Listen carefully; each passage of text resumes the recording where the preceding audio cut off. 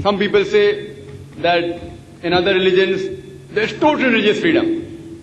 Anything you can say. Some people say that religious freedom is a stumbling block in the freedom of expression, while the other speaker came and said there is no stumbling block. In Islam, it depends upon the situation. I can't give a blanket yes or no. In short, I would say, if the freedom of expression is given, for example, for anyone, to praise anyone, to glorify anyone, if he wants to praise anyone, glorify anyone, etc., Islam gives full permission. As long as he doesn't harm anyone and it's with proof. Point number one. He can say anything as long as it does not harm anyone. If it does not harm anyone, it's fine. Point number two. If it harms anyone, there are two things. With proof and without proof. If it harms anyone, for example, abusing anyone, as the Quran says, do not call each other with nickname. Abusing anyone. With proof or without proof. Just for slandering, it's not allowed. If you speak against someone with proof, it's allowed. For example, I'm working in a company. If the company is corrupted, I'm speaking against the corruption of the company. Islam gives full freedom of expression. Full. I should go and say that this company is corrupted, the boss is cheating the human beings, etc., with proof. But I cannot say the boss is cheating without proof. Without proof, if I say I've got no right. If I allege anything against any human being, I should have proof. Like in Islam, if I say anything to any woman, even if I put a small allegation against her chastity, against her modesty, Quran says produce 4 witnesses. If I can't, you get 80 lashes. That means you can't, like in most of the countries, in America and England, you can abuse the girl and get away with it. In Islam, if you abuse the girl and call her any name, any bad name, if you can't get 4 witnesses, you get 80 lashes.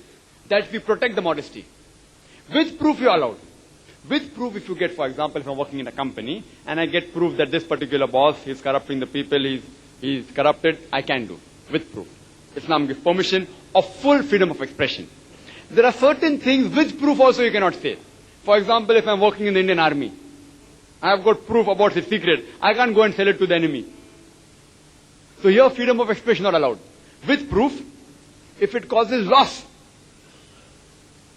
to the people who I'm working, if it's against the country, I am taking the secrets of a government and selling it to the enemy.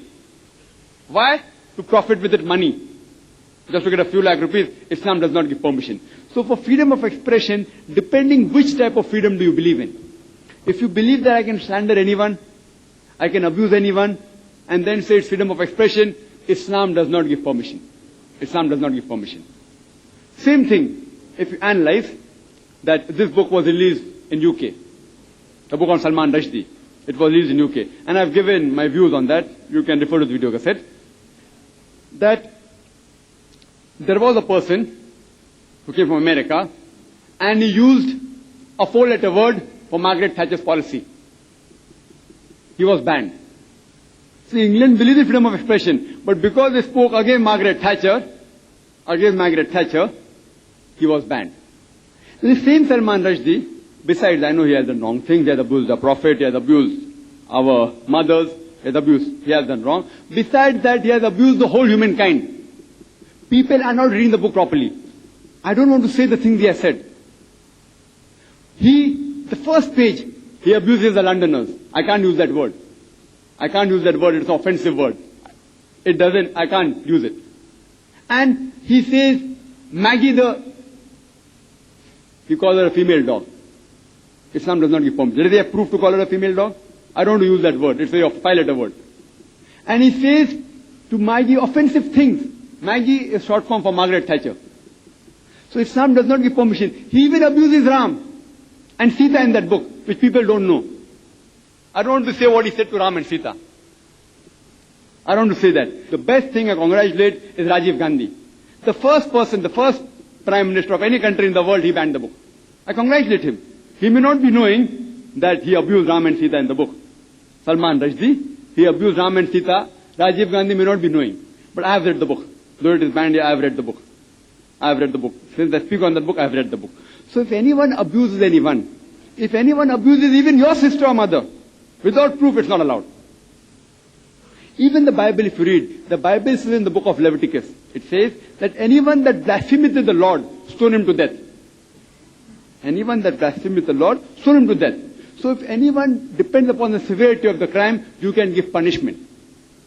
So in that way, if anyone abuses anyone without proof, without anything, Islam does not permit that.